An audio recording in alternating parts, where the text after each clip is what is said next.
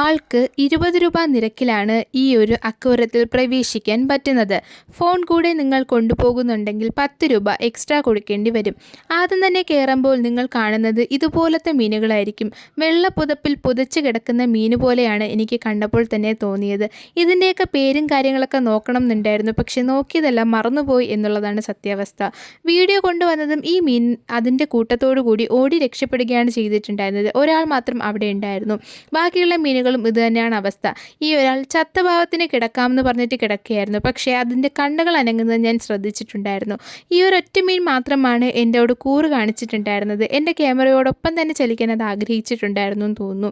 ബാക്കിയെല്ലാം കൂട്ടത്തോടെ നടക്കുന്നുണ്ടായിരുന്നു. നല്ല ഭംഗിയുള്ള നല്ല വെറൈറ്റി നിറത്തിലുള്ള ഡിസൈനുള്ള മീനുകളിലൊക്കെ നിങ്ങൾക്ക് ഇതിൽ കാണാൻ പറ്റും.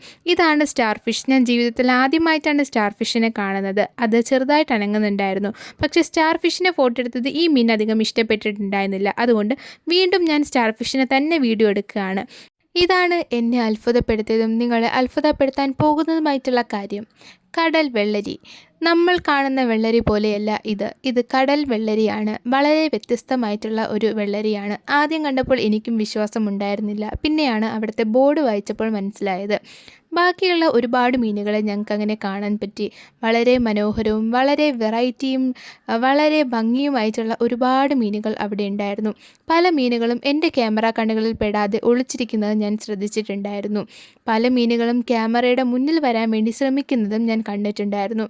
ഇതാണ് എന്നെ മറ്റൊരു അത്ഭുതപ്പെടുത്തിയ മീൻ.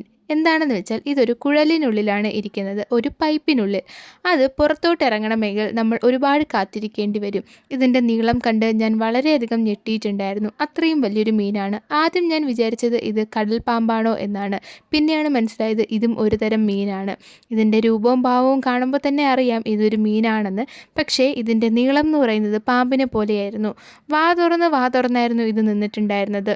അടുത്തൊരു സ്റ്റാർ ഫിഷിനെ കണ്ടുകൊണ്ട് നമ്മൾ അടുത്ത മീനിൻ്റെ അടുത്തേക്ക് നീങ്ങുകയാണ്. വളരെ മനോഹരമായൊരു മീനായിരുന്നു ഇത്. ഇതിൻ്റെ നിറം കൊണ്ട് മറ്റുള്ളവരെ അട്രാക്റ്റ് ചെയ്യാൻ കഴിവുള്ള ഒരു മീൻ തന്നെയായിരുന്നു ഇത്. ക്യാമറയ്ക്കും നന്നായിട്ട് പോസ് തരുന്നുണ്ടായിരുന്നു. അത് കഴിഞ്ഞിട്ട് ഈ ഒരു പുള്ളിക്കാരൻ്റെ അടുത്താണ് പോയിട്ടുണ്ടായിരുന്നത്. ഈ ഒരു പുള്ളി ക്യാമറയ്ക്ക് നന്നായിട്ട് സഹകരിക്കുന്നുണ്ടായിരുന്നു. അതുപോലെ തന്നെ ടാറ്റ ചോദിക്കുമ്പോൾ അതും തരുന്നുണ്ടായിരുന്നു. നല്ല കൈയും കാലുകൾ അനക്കിയാണ് ടാറ്റ തരുന്നത്. ഇത് മനുഷ്യനുമായി വളരെയധികം അടുത്തിടപഴകാൻ ആഗ്രഹിക്കുന്ന മീനാണ് എന്ന് ഞാൻ വിശ്വസിക്കുന്നു.